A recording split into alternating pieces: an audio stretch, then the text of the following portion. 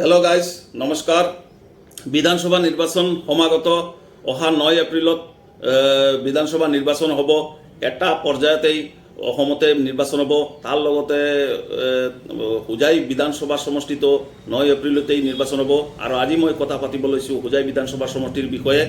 আৰু হোজাই বিধানসভা সমষ্টিৰ মূল প্ৰতিদ্বন্দ্বী মানে মূল যুঁজটো হ'ব বিজেপিৰ আৰু কংগ্ৰেছৰ মাজত। তো বিজেপিৰ প্ৰাৰ্থী হ'ল শিলাদিত্য দেৱ ডাঙৰীয়া আৰু কংগ্ৰেছৰ প্ৰাৰ্থী হ'ল জিলি চৌধুৰী ডাঙৰীয়ানী। ইতিমধ্যে দুইজন কেণ্ডিডেটৰ কথাই আমি গম পাইছোঁ। আৰু 23 তাৰিখ বা 26 তাৰিখে হয়তো আৰু যদি কেণ্ডিডেট থাকে তেতিয়াহ'লে আপোনালোকে নিশ্চয় গম পাব।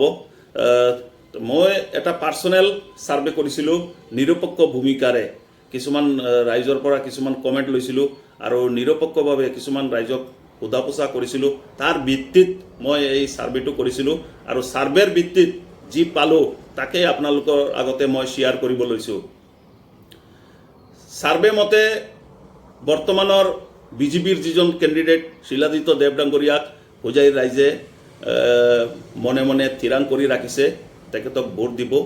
আৰু হয়তো বেলেগ কেণ্ডিডেটে টিকেট পালে হয়তো বিজেপিয়ে জিকিলে হয়, কিন্তু শিলাদিত্য দেৱ ডাঙৰীয়া পোৱাৰ বাবে হোজাইৰ ৰাইজ অতি আনন্দিত। আৰু বহুতো উলহ মালৰে আপোনালোকে এই যোৱা দুই দিনত তেখেতে আহিছে, হোজাইত আহি ৰেলী কৰিছে, বহুত ডাঙৰ ৰেলী কৰিছে।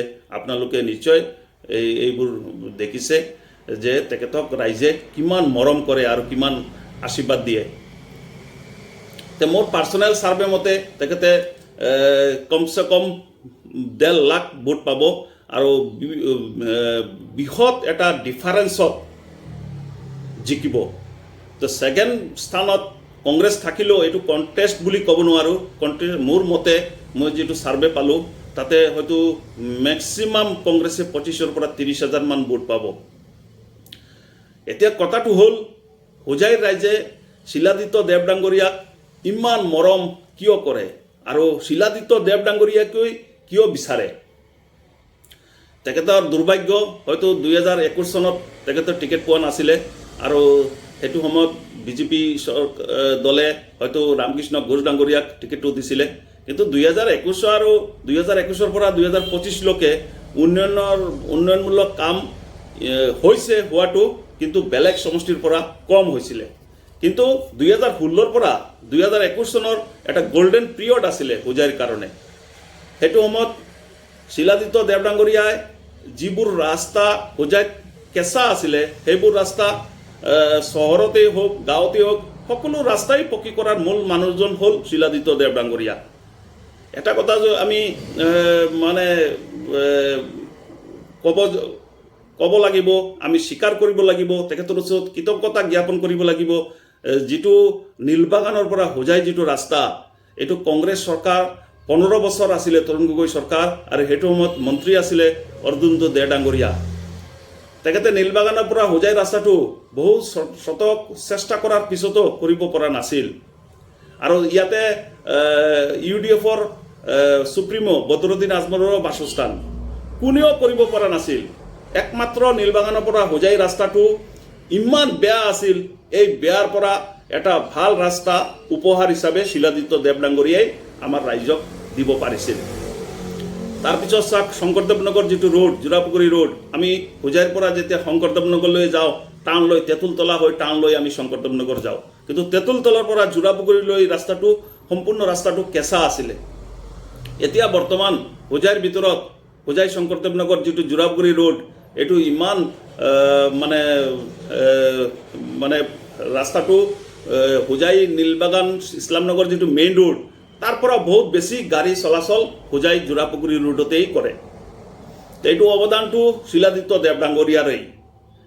সেইফালে যদি আমি ক'ব যাওঁ, শিৱবাৰী হৈ নন্দপুৰ হৈ যিটো লংকা যায় সেইটো ৰাস্তাও কেঁচা আছিলে, সেইটো শিলাদিত্য দেৱ ডাঙৰীয়াৰেই অৱদান।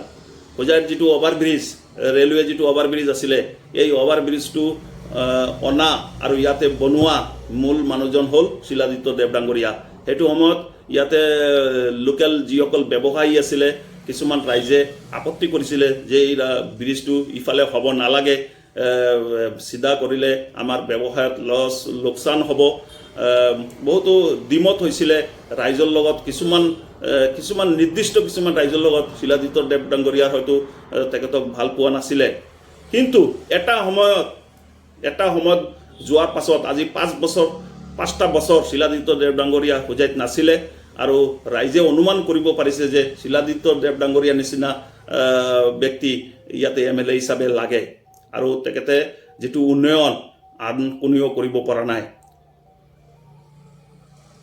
যিমান বিধায়ক আছিলে তাৰ ভিতৰত হোজাইৰ শিলাদিত্য দেৱ ডাঙৰীয়া অন্যতম আছিলে উন্নয়নৰ ক্ষেত্ৰত, আৰু তেখেতক ৰাইজে ইমান ভাল পোৱাৰ মূল কাৰণটো হ'ল তেখেতে উন্নয়ন কি বস্তু, উন্নয়নৰ কাৰণে যি কৰিব লাগে তেখেতৰ মূৰত এটাই কথা হ'ল ৰাইজৰ উন্নয়ন হ'ব লাগে।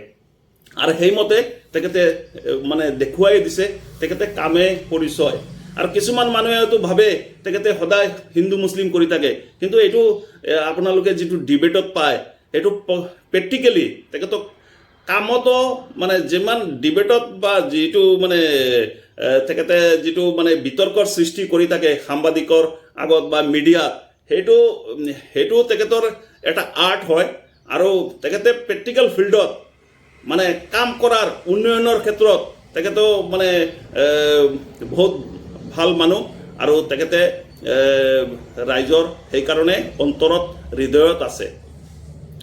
তো যিটো ছাৰ্ভে পোৱা গৈছে তেখেতে কমচে কম 1,20,30,000 ভোটৰ ডিফাৰেঞ্চত জিকিব, আৰু তেখেতক ৰাইজে বহুত বেছি ভাল পোৱাৰ মূল কাৰণটো আপোনালোকক মই ক'লোঁ। আৰু ইয়াতে কংগ্ৰেছৰ যিজন কেণ্ডিডেট সেইজন হয়তো তেখেতে কিহৰ ভিত্তিত টিকেটটো লৈছে আৰু কিমান ভোট পাব এইটো এতিয়া বৰ্তমান হোজাইৰবাসী ৰাইজে থিৰাং কৰি ৰাখিছে ভোটটো কাক দিব। আৰু মই যিটো প্ৰেডিকশ্যনটো পাইছোঁ তেখেতে হয়তো মুছলিম ভোটৰ ওপৰত হয়তো ডিপেণ্ড আপন কৰিছে, কিন্তু আগৰ যিটো হোজাই সমষ্টি আছিলে মেক্সিমাম মুছলিম ভোটাৰ মানে কাটি পেলাই চব বিন্দাগান্ধী সমষ্টিত গ'ল। এতিয়া বৰ্তমান মোৰ হিচাপত, মোৰ ধাৰণা মতে এপ্ৰক্স 7% হয়তো মুছলিম ভোটাৰ আছে, তাৰ পৰা হয়তো 2% ভোট বিজেপিতেই আহি যাব আৰু 5% ভোট হয়তো কংগ্ৰেছে পাব। আৰু হিন্দু মানুহৰ ভোট যে নেপাব যে কংগ্ৰেছে সেইটো মই নকওঁ, কিন্তু আল্টিমেটলি এইটো মানে জিকাৰ কাৰণে পৰ্যাপ্ত নহয়, তেখেতে কণ্টেষ্টৰি যাব নোৱাৰে। তো আজি মানে মই যিখিনি ইনফৰ্মেশ্যন আছিলে আপোনালোকৰ আগত শ্বেয়াৰ কৰিলোঁ, আৰু পৰৱৰ্তী আৰু যদি কিবা ইনফৰ্মেশ্যন থাকে আপোনালোকৰ লগত নিশ্চয় শ্বেয়াৰ কৰিম। ভিডিঅ'টো শেষলৈ চোৱাৰ বাবে অশেষ ধন্যবাদ। Thank you so' much.